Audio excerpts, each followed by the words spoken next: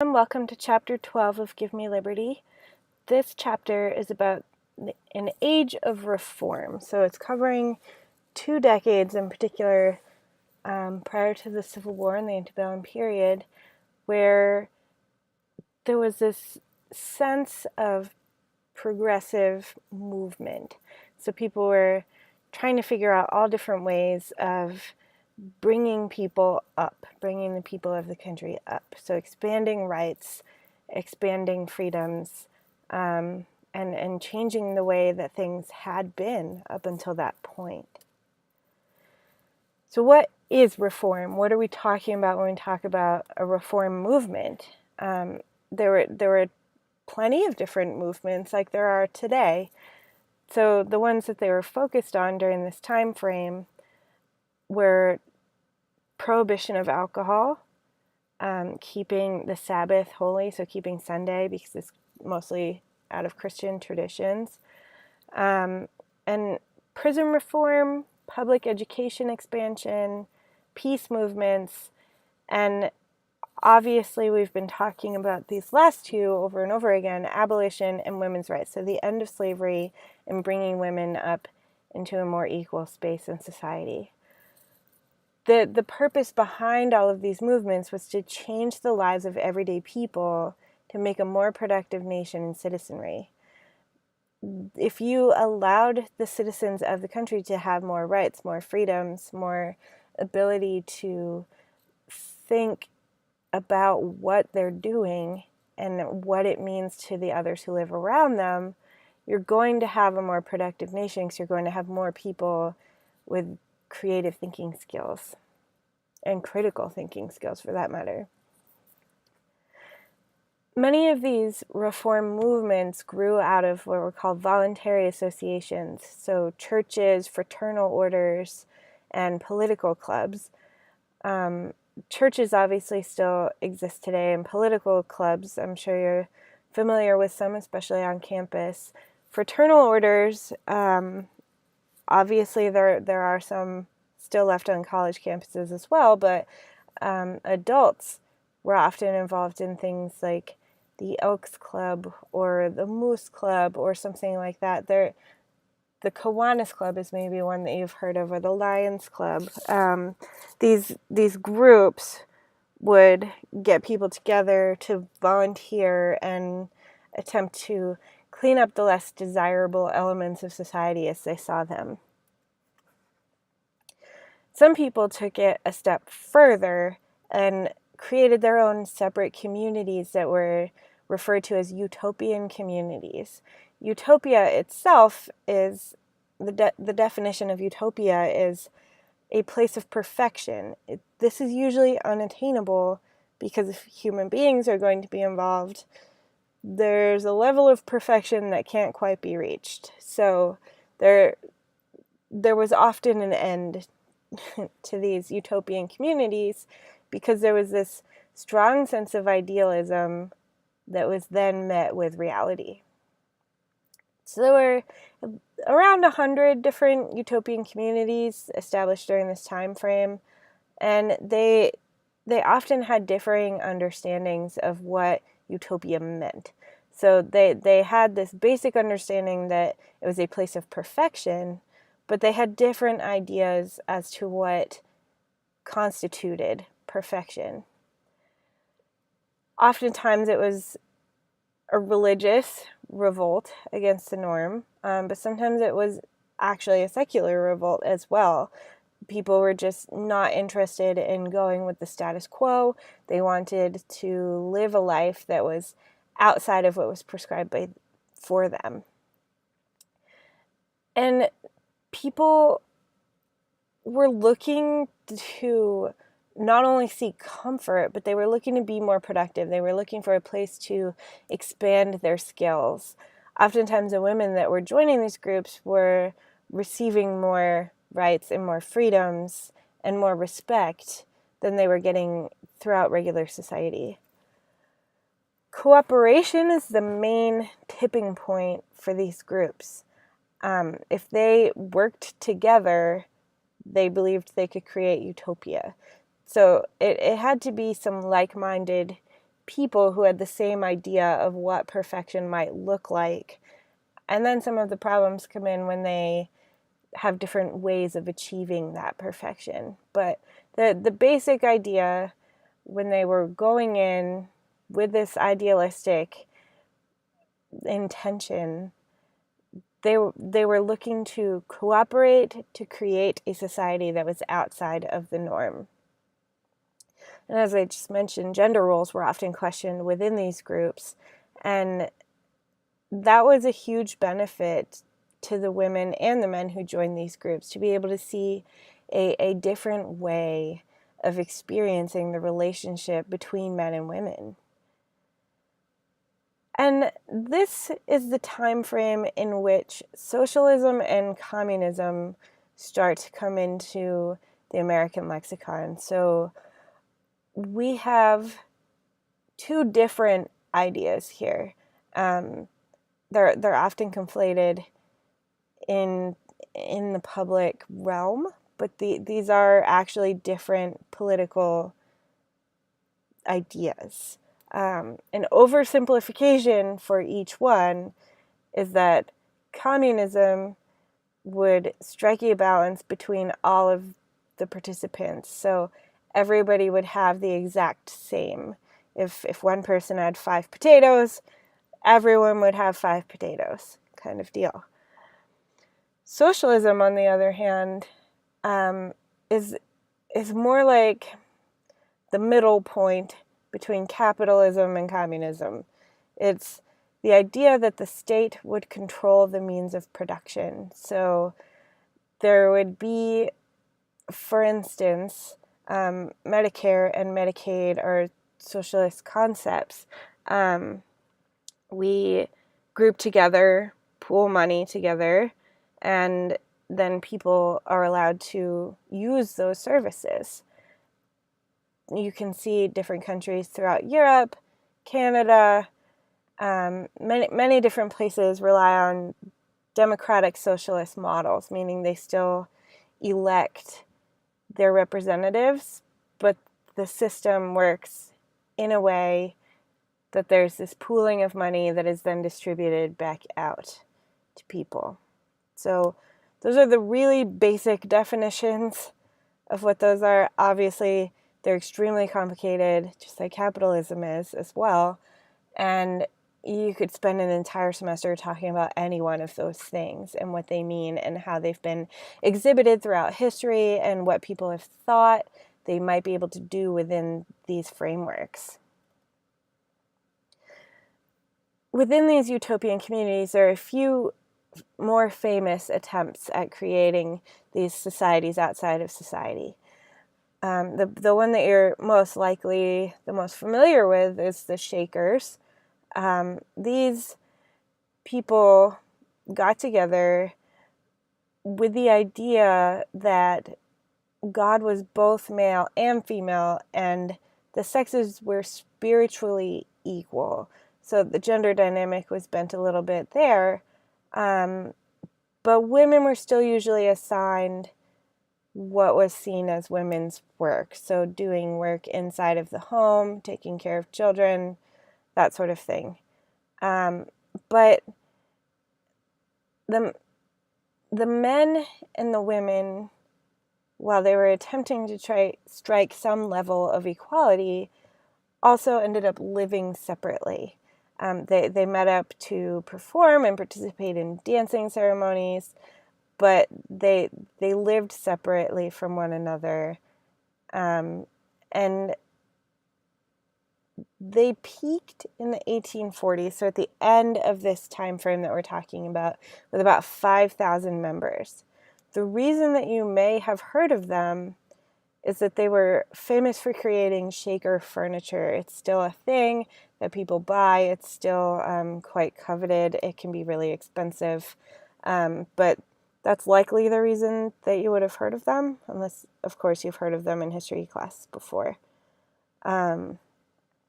Another famous attempt at the utopian society that you may also have heard of is the Oneida community. And they were creating their community in New York in the 1840s, and John Humphrey Noyes is credited with starting this community.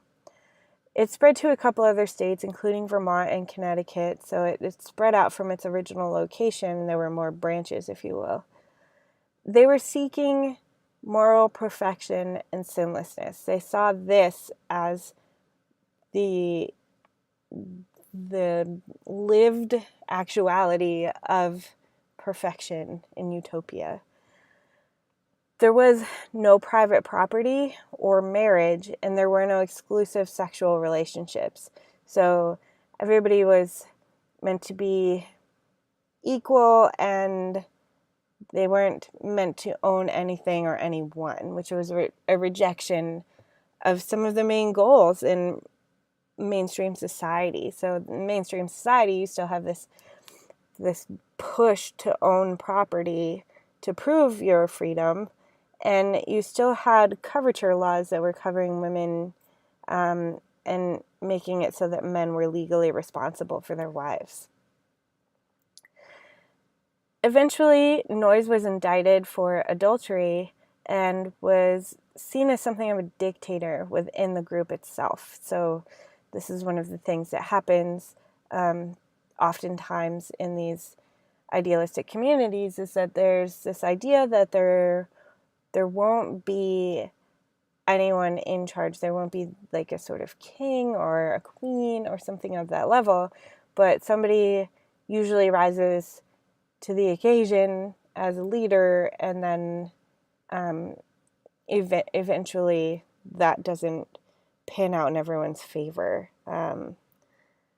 And adultery was illegal at the time, so having relations with more than one person was illegal, and most believed it was immoral at the time.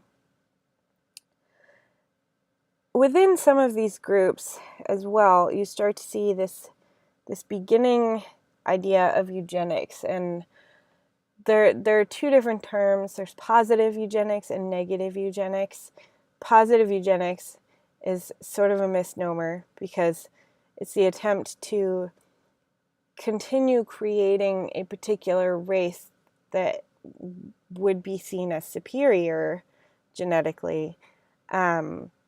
And that's by pairing up people from that race and having them create more children and then continuing to do so. Negative eugenics is when people are prohibited from reproducing based on their racial makeup. So oftentimes people were sterilized, and this is coming after this time frame, but it is something that will come up again this semester.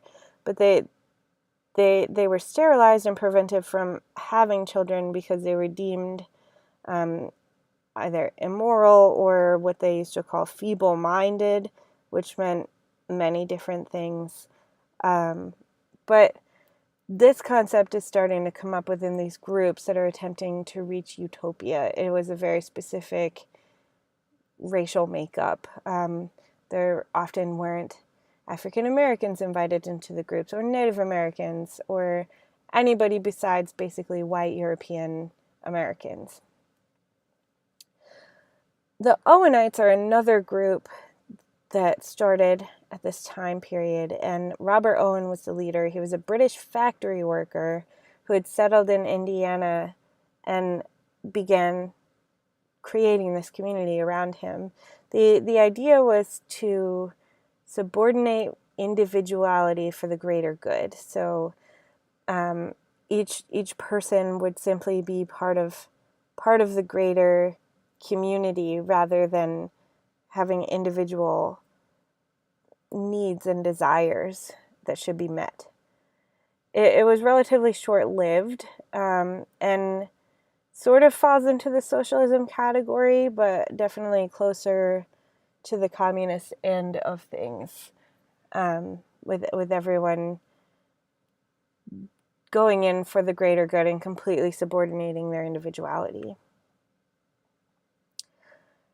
Outside of those groups and more mainstream movements to attempt to perfect society, temperance is one that comes up over and over and over and over. So the American Temperance Society was created in 1826, and this was not only to change the behavior of heavy drinkers, but also of casual drinkers. So self-control was the key to individual change and well-being. And if one was drinking even a little bit, but definitely those who were drinking a lot, they were deemed to be immoral and without virtue, and how could they be a useful member of society if this is what they were doing? With all of these ideas floating around and this becoming a social reality for many people, the number of people who did drink alcohol dropped by half in one decade from 1830 to 1840.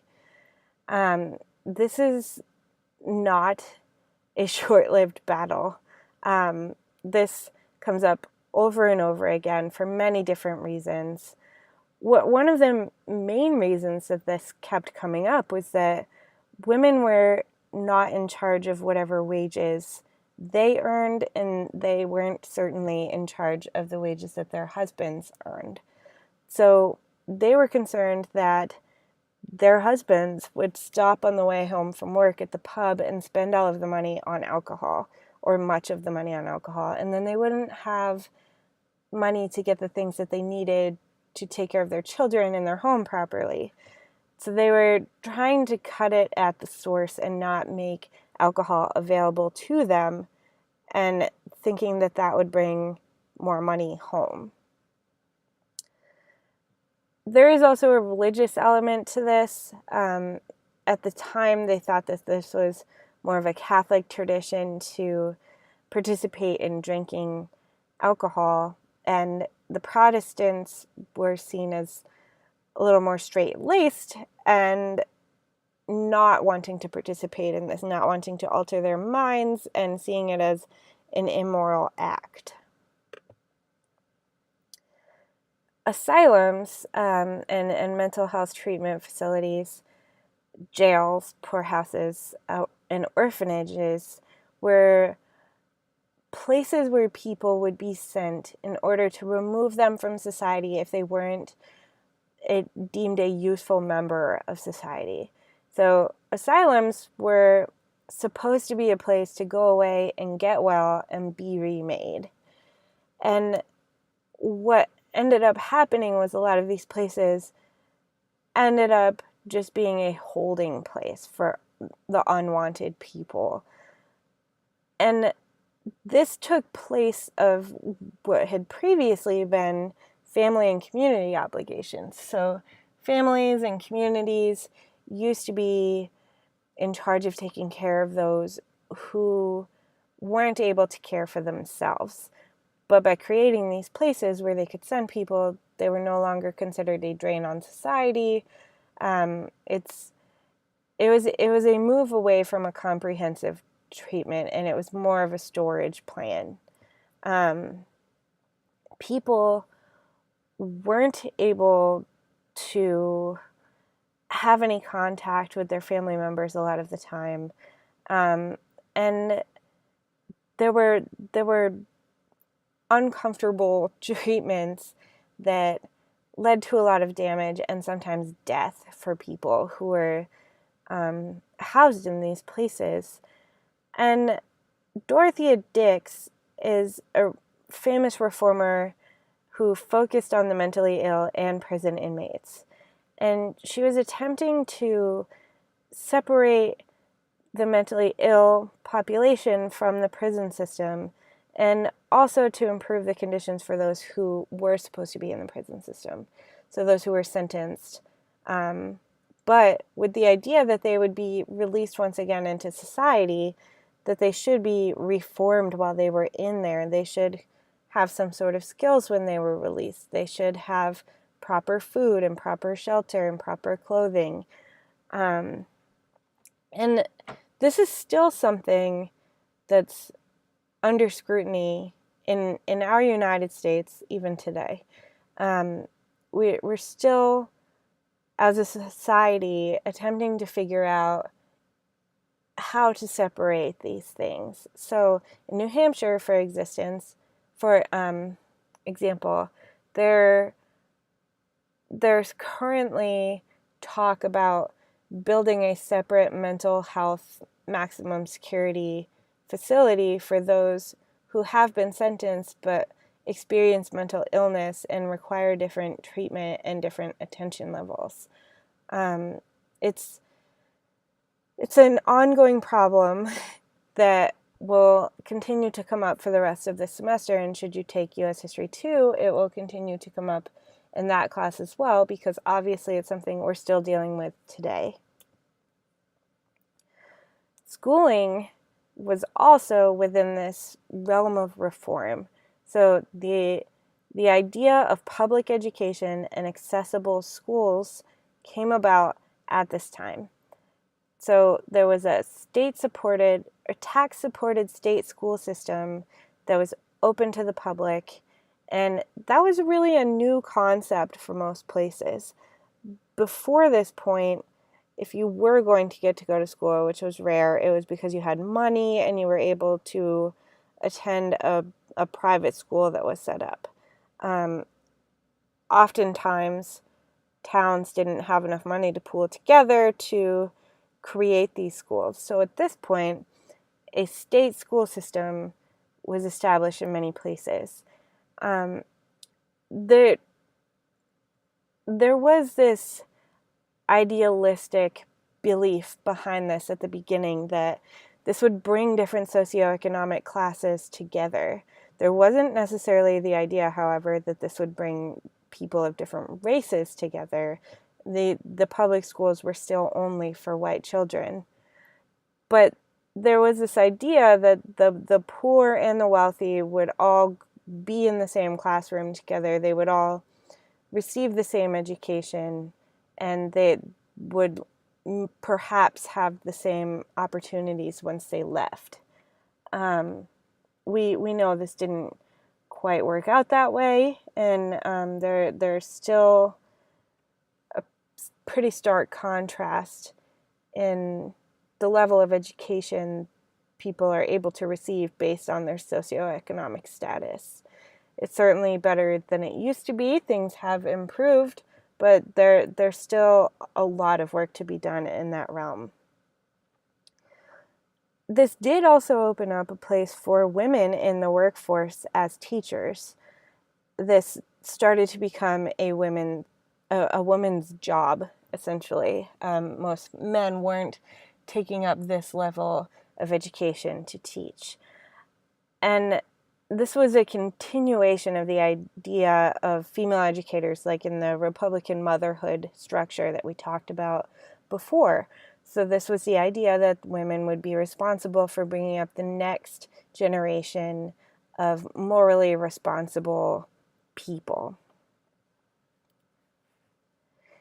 Abolition is one of the major movements of this time frame, and it would be all the way up through the Civil War, when the Emancipation Proclamation was created and then eventually the 13th Amendment was passed.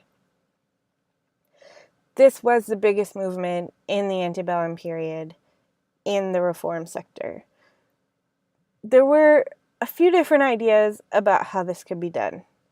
So some people wanted straight abolition, just end slavery. People will live together in the society that we have set up. We'll just open it up to people. There was also the idea of colonization, which meant sending African Americans back to Africa. I have that in quotes because oftentimes people weren't born in Africa, so they weren't being sent back anywhere that they had ever been. They were being sent to a completely new place that they had never been, perhaps didn't even know anybody, and perhaps didn't even know the language. Liberia was set up as this location that the USA thought that it could send people to. Liberia, Liberty. The capital is Monrovia for James Monroe. And this idea was put in place because, as we talked about before, there was this idea that there would never be a successful integration of white Americans and black Americans. So if they were freed, they would have to leave. And they thought that equality would never reach them if they were to stay within the United States. And that was an idea that popped up for all involved at some points. It was both a black and white supported idea that they didn't think the society could change enough to accommodate both based on the history that had already taken place. Some free black people did go to Liberia voluntarily or as part of a freedom agreement, in that they would receive their freedom, they would no longer be enslaved if they agreed to go to Liberia and not remain in the United States. Some went with the idea that they would be able to spread Christianity throughout Africa, and some acknowledged that they would likely obtain more rights than they had in the United States. Most, however, were opposed to leaving their country of origin, which was the United States. So most people wanted to stay where they knew people, they had friends, they had family, they had community, even if things were quite dire here for them at some points. But they didn't want to abandon everything they'd ever known. There were groups that participated in what is called militant abolitionism. So there was this idea that there should be immediate abolition, as opposed to the gradual nature of it that had been proposed for decades and that they saw happening in some states, like people being freed at the age of 21, or the next generation not being enslaved at all, that sort of gradual freedom. People wanted immediate freedom. That should not come as a surprise to anybody. Excuse me. Militant abolitionism was based on the fact that black people should be considered equals following emancipation in the law and be treated fairly in the streets as well. So there's this legal realm that even if something becomes illegal to do, enslave people, it doesn't mean that the social realm necessarily follows. So the day-to-day interactions between white and black people at this time it hadn't necessarily caught up for most people. With many of the states outlawing slavery, it didn't mean that there was a set of equal rights for everybody. Part of the militant part of abolitionism here was that the use of force was on the table to secure basic human rights. So some of these revolts, so we've talked about where they used weapons and where they killed people, this was seen as more of a militant abolitionism. So this was the use of violence to secure freedom, or being okay with the use of violence to secure freedom. They often talked on the grander stage with this language that was mixed religious and secular speech. They wanted to have a wide-ranging impact, and by using religious language and talking about God and talking about the Bible, in addition to talking about the legalities set up within the United States and the Constitution, they were able to have this mix that people would find to be important. Most did not seek violent means, even though it was on the table. Moral suasion was the ideal tactic here. So this was trying to convince people of the sinfulness of their ways and suggesting that there should be an immediate end to slavery. there's a short documentary here about abolitionists, and I've posted it on the assignment page for you. And it's part of the American Experience series, which is a really great series. If you're interested in history, you may or may not be. This could be a class you're required to take, but I hope you are somewhat interested at this point, having learned probably several new things. But that whole series is really great, so give it a go. But definitely watch this video, and it will follow up on what we've been talking about here. William Lloyd Garrison was a leading white abolitionist, so it wasn't just African Americans demanding their freedom. There were white Americans also participating in demanding freedom for African Americans. He was the publisher of a paper called The Liberator, which was a paper written about the process and the philosophical understanding of abolition. And it was published weekly beginning in the 1830s, 1831.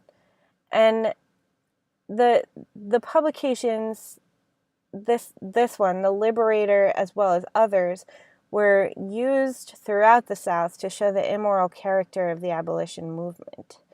Not The Liberator. The Liberator was an abolitionist press, but there were publications throughout the South, not The Liberator specifically, that showed the immoral character of the abolition movement. So they were saying that this movement that was blacks and whites joining together in order to secure freedom and take away this socially and economically important underpinning for the South away, that this was immoral and thoughtless and perhaps even sinful to suggest that there should be some level of equality between blacks and whites. Print technology and increased literacy helped to spread ideas and news faster. So whether that's good or bad, things were beginning to be disseminated and widely discussed and understood in a much quicker fashion. So people were able to both understand the philosophical underpinnings of the abolition movement and also read about how the South wanted to secure their ongoing system of operation. What was perhaps most useful for people in the abolition movement was this appeal to emotion.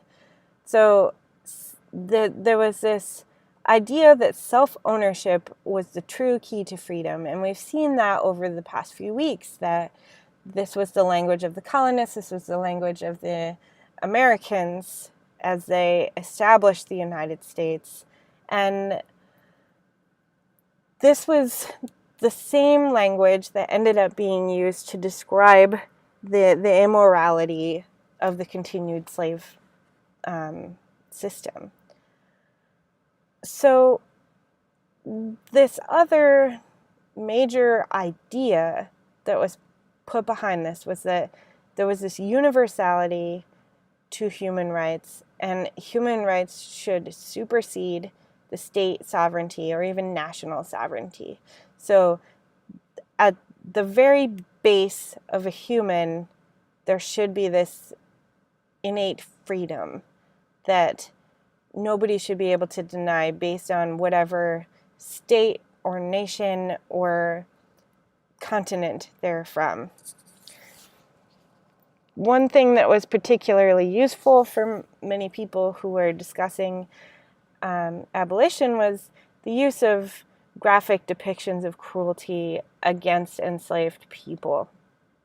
And this created an emotional response on the other end of the drawing or the description of what happened. And this is a natural response to hearing or seeing a particularly gruesome event. And some people told their stories. They didn't even need to present these images that you see on here. They just told their stories to bring people into an emotional state and create empathy for what enslaved people were going through. So there were many, obviously, black abolitionists, and then there were many white abolitionists. So perhaps the most famous black abolitionist at this time was Frederick Douglass. We talked about him last week, and you'll read some more from him this week. You'll read his Frederick Douglass on the 4th of July and discussing what the 4th of July meant to him, or specifically didn't mean to him. And you can watch this video. It's James Earl Jones reading Frederick Douglass's 4th of July speech, and you can follow along in your book. He and others published their autobiographies and toured the country and talked about their experience as an enslaved person and then as a free person, and they were attempting to create this emotional response that would help people to join the cause.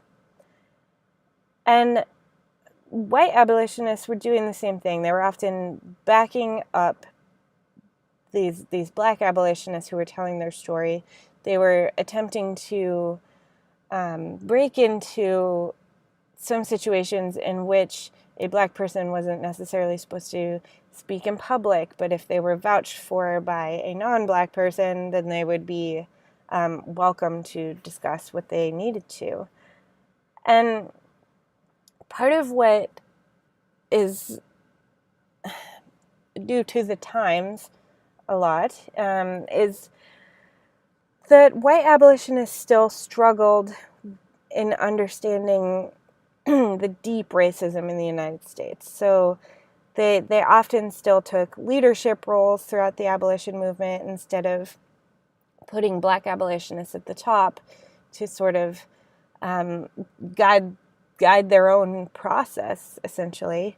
And while they still managed to defy the odds at the time, they were still outside of what was considered mainstream and what was considered the norm, especially in southern United States.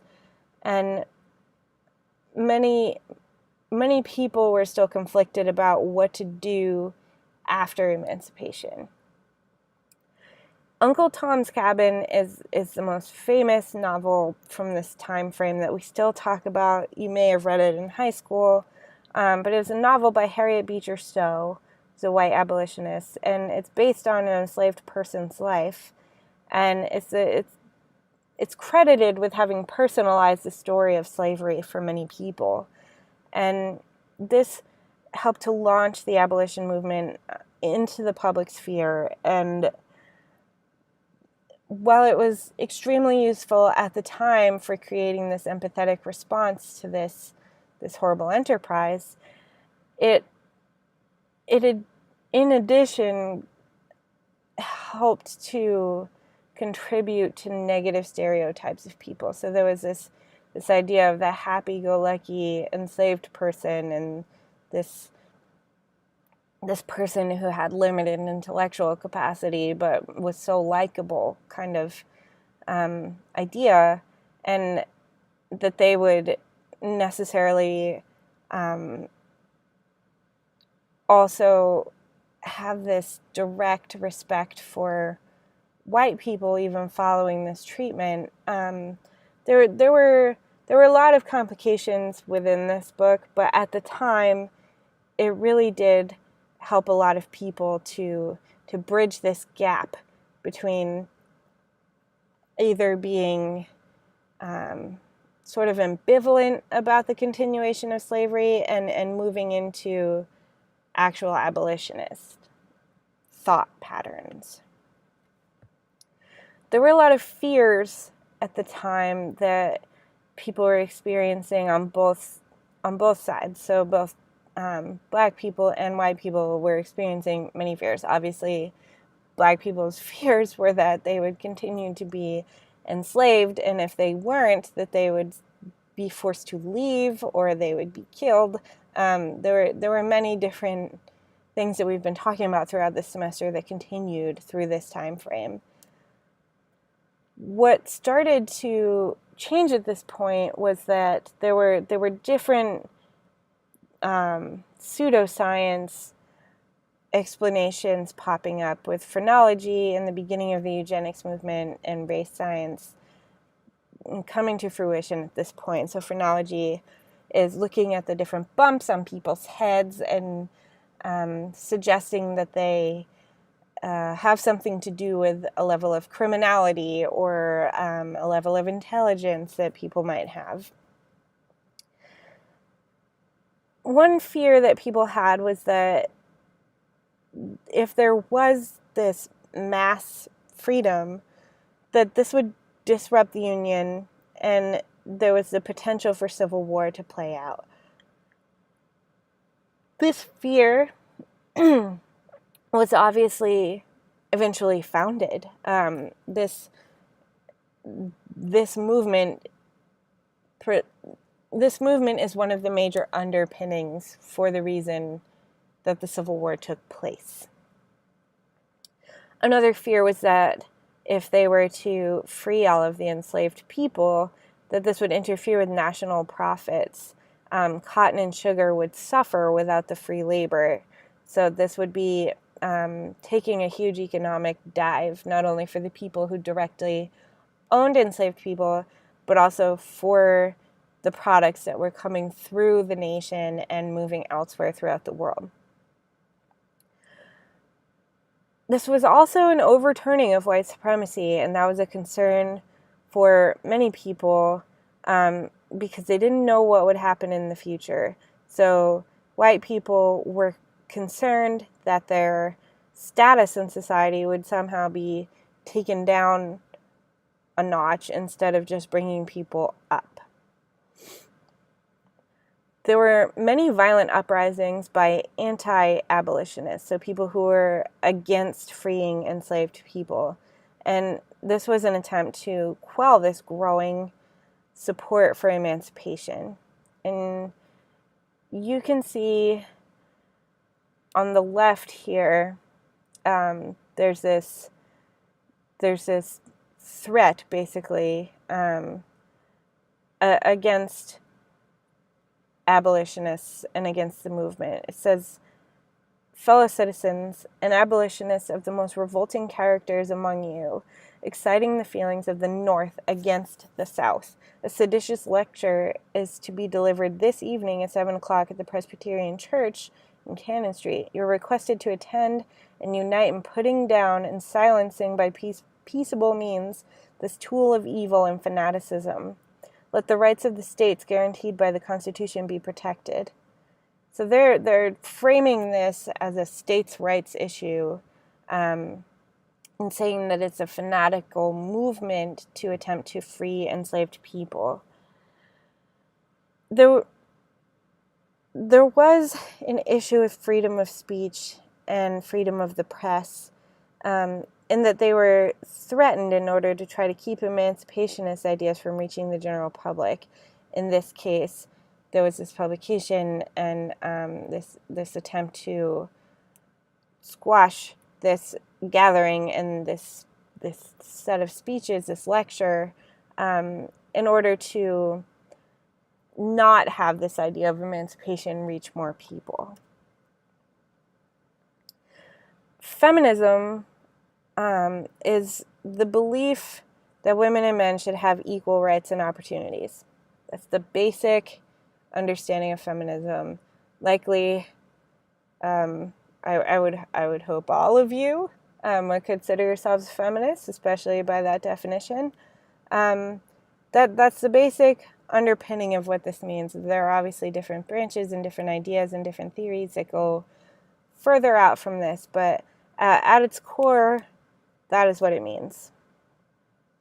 And women from the North, who were leaders in the abolition movement, were seeing their ability to enter the public sphere expand at this point. So it wasn't only that women were able to become school teachers or receive education in order to bring up their children in a particular way, but they were also allowed to participate in the abolition movement, and many times that meant speaking in public or writing novels. We talked about Harriet Beecher Stowe writing for the abolitionist movement.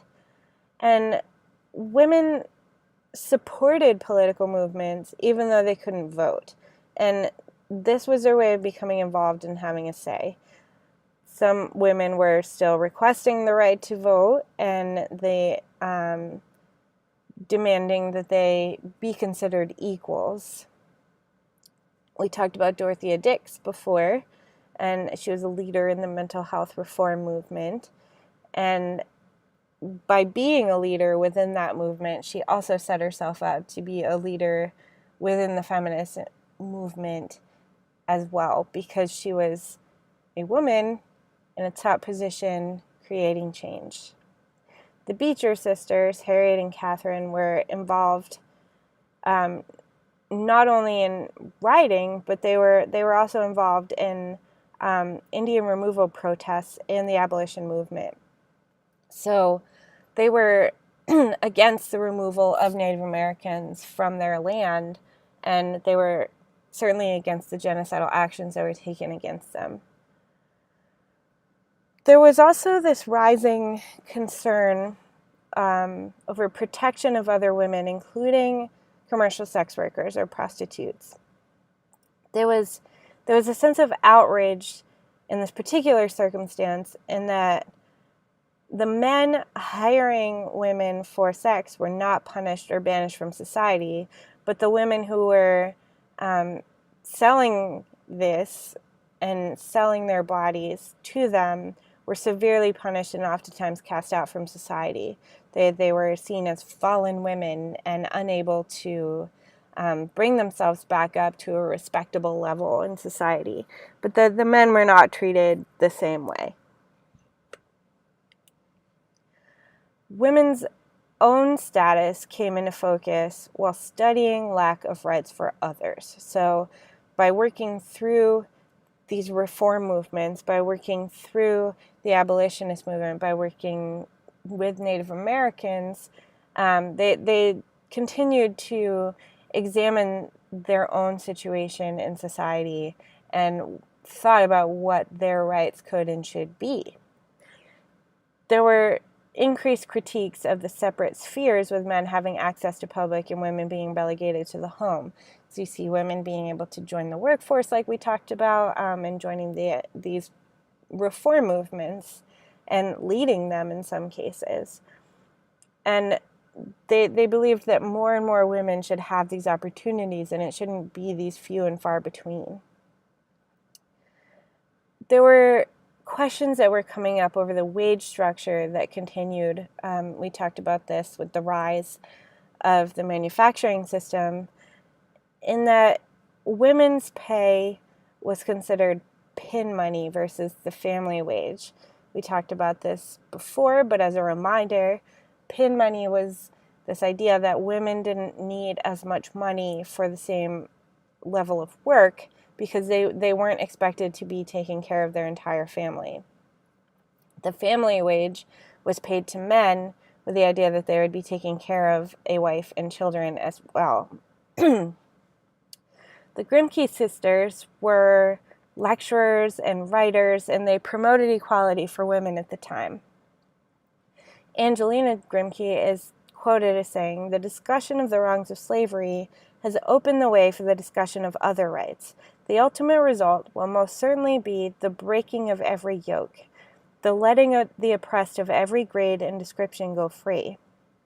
An emancipation far more glorious than any the world has ever seen, an introduction into the liberty wherewith Christ hath made his people free." What she meant by this breaking of every yoke, was the idea that it wouldn't just be a focus on emancipation of enslaved people in the United States, but this would be the breaking of oppression on every level. What they were hoping for was that there would be this mass level of freedom and opportunity and equality that would be reached at some point. We're obviously still working on this. So we can still look to this and hope that we're able to live our own lives in a way where we're not creating oppression for others, and that we could potentially become involved in groups or within the government, something larger than ourselves, to be able to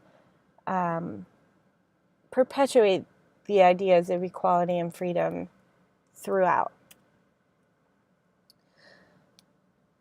Universality of freedom and equality meant that it should not be limited to certain groups of people. So it shouldn't be limited to specifically just white men, as it was at this point. And it shouldn't be limited to strictly men, period. It should be available to everybody regardless of race, gender, and socioeconomic status. Women's suffrage was an ongoing concern because women were not allowed to be a part of the election or the governmental process in any real way, even though they were counted as population with regard to the House of Representatives and the Electoral College. In 1848, the famous Seneca Falls Convention took place, in which women involved in the anti-slavery movement and other reform movements began to demand their own rights in a more organized way, and many people gathered to discuss how they could move forward and what petitions they could submit to people and what they wanted necessarily.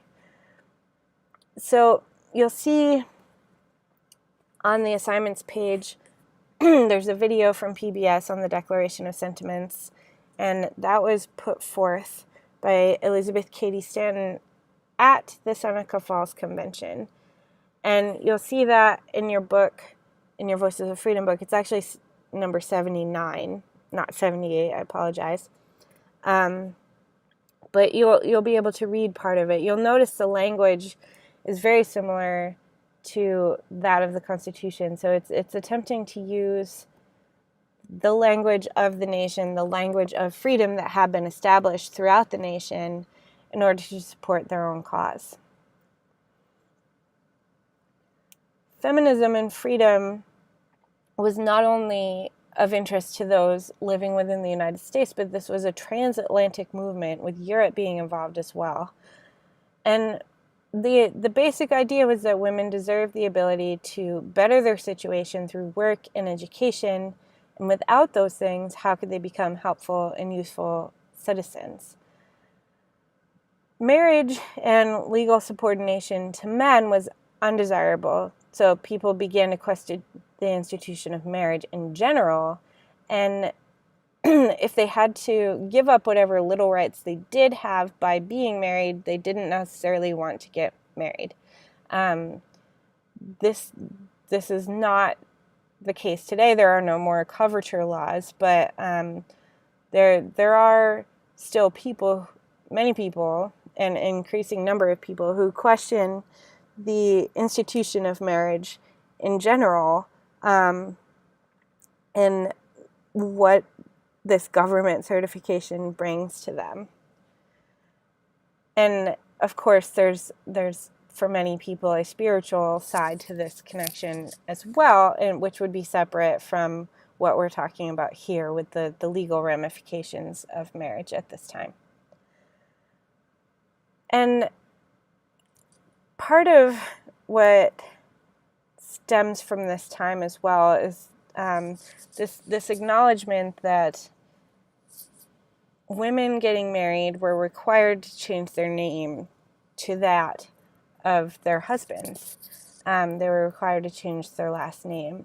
And that's no longer a requirement. It's often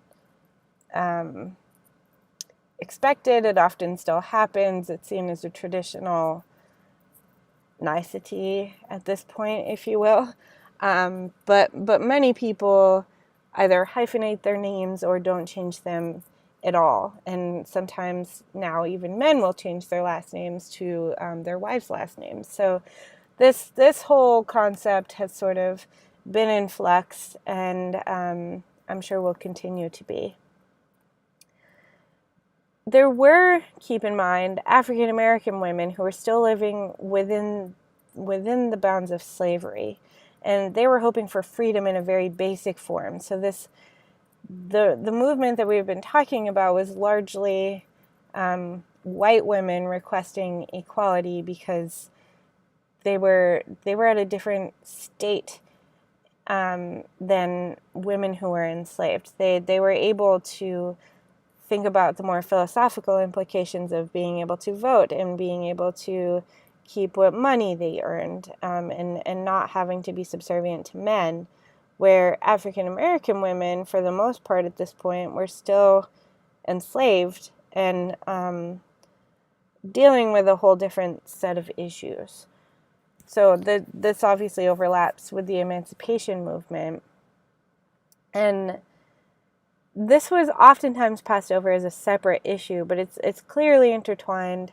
There's this intersectionality of race and gender and socioeconomic status here. We talked about women going to work, and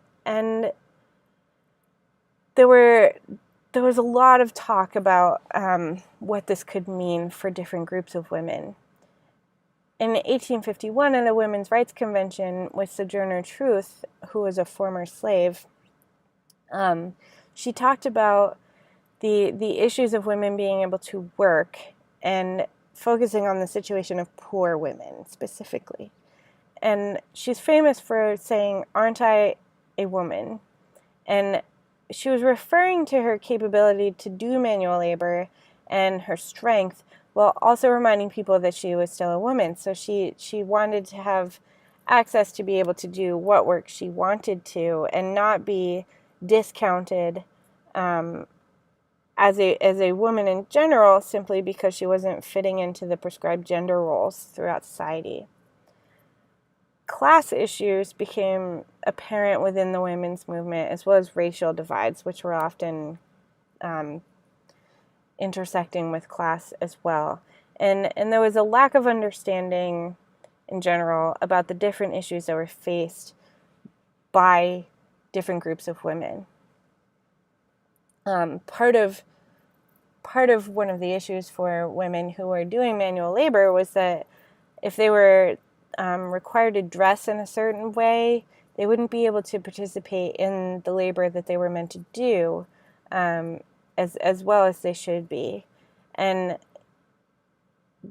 dresses and skirts were what was most typical for women to wear at this time, and pants would invite mocking from other people. They would be said to not fully be women and to not have any sense of propriety.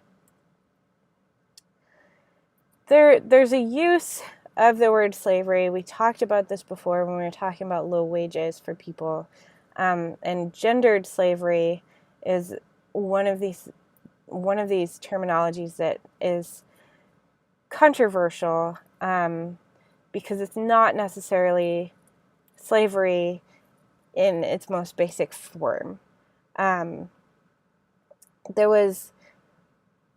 What was taking place was a critique of male authority in the workplace and at home. Women saw marriage as not a private enterprise if the government then comes in to discuss what belongs to one partner over the other. So if they were married and the government was intervening to say that men owned all of the wages that women were earning as well as the wages that they were earning themselves, that was not an equal enterprise between the male and the female.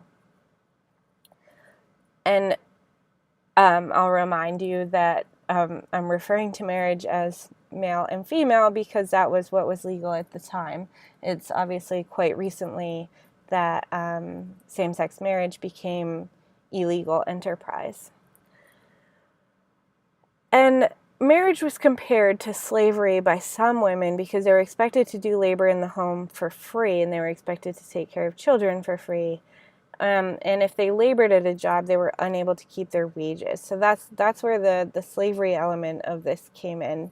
We know that it is different legally, and many of the experiences that enslaved people had were not perpetuated within most marriages.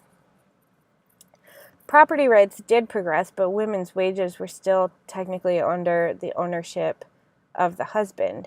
So owning property was out of the reach of most women. Southerners were oftentimes in favor of women's dependence and slavery as two sides of the same coin. So giving up on one of them by granting women more independence, they thought that they would then also need to grant more independence to enslaved people, or independence in general to enslaved people. And they thought that if they gave up on one of these things, it would upset the entire balance and everything would need to be rethought.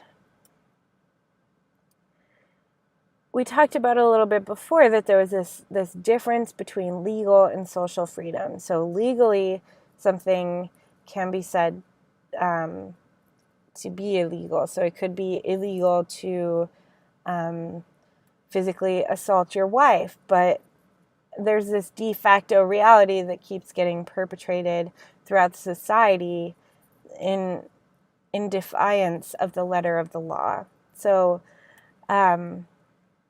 many women were demanding the right to ownership over their own sexual activity and safety. So they were saying that there could be such a thing as marital rape. They could deny somebody sexual advances even if they weren't married.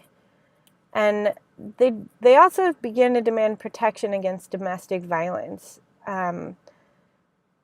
There was very limited protection for most women against their husbands' either sexual desires or if they were to physically assault them outside of a sexual realm. This is not to say all marriages at this time were experiencing this. Certainly they weren't. There were marriages in which people were relatively happy. There were marriages in which people were extremely happy. This is pointing out that these laws did not exist to protect people, and that there was a great demand by women to have these laws put into place and then held up in the court of law should they be violated. Many of the arguments against this level of equality was that there were natural differences in the genders. So they believed that there were intelligence differences and strength differences and all sorts of differences that would make it so that the gender roles that had been set up were meant to be followed, and there could be no other way, essentially. Women at this point also used their mother's instincts as part of the women's rights movement. So they were saying that one of these differences was that they had this motherly instinct that would make them adhere to more moral standards than men were necessarily going to. So both sides were using differences that they saw between the genders to support their arguments. What ended up happening within the abolitionist movement, where men and women had been working together, was that some of them didn't see eye to eye. So there were some male abolitionists and reformers that didn't always support women's rights in conjunction with emancipation. So they would support emancipation, they're part of the abolitionist movement, but many believed that they should take things more slowly and that changing so much about society at one time would be ill-advised. So upsetting the whole basket, if you will, was not ideal for many of these men. And they thought that it was more important to participate in the anti-slavery movement than it was to participate in the women's freedom movement. Many of these men would not be affected at all by the change in slavery laws. Free white men in the North would essentially have no stake. Nothing would change in their day-to-day life. But all men would be influenced by women's freedom.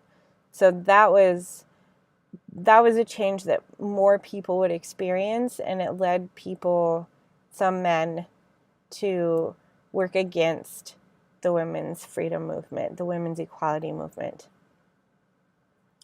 In the 1840s, there was a split in the abolitionist movement based on women's involvement and the conjunction of that with the push for women's rights and equality.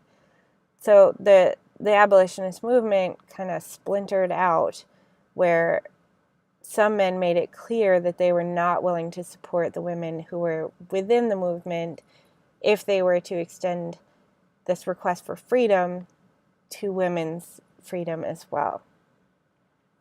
You'll find another video on the assignments page that's sort of a recap of women in the 19th century. It's a John Green crash course video, like you've watched before, so it should be entertaining and also reiterate some of the information that we've gone over here.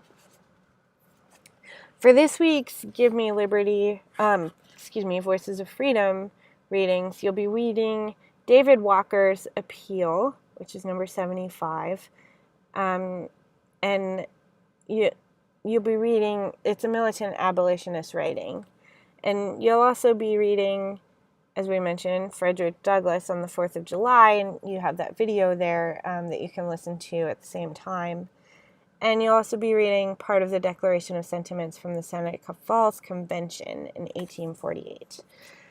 So you'll write your one-page response on one of those things, and we will move on to chapter 13 next week. And we'll be talking more about these reform movements, because everything obviously is building on itself each week. But we'll also be talking about this time period leading up to the Civil War and the different political and social upheavals that were involved. So we'll be talking about this tumultuous couple decades leading up to the Civil War, and we'll start to be able to see the writing on the wall much more clearly. And for the final class, we'll talk about the Civil War and Reconstruction. So I'll post 2 separate lectures for that one, for chapter 14 and 15, but they'll be due in the same week. So we'll see you next week to start talking about chapter 13.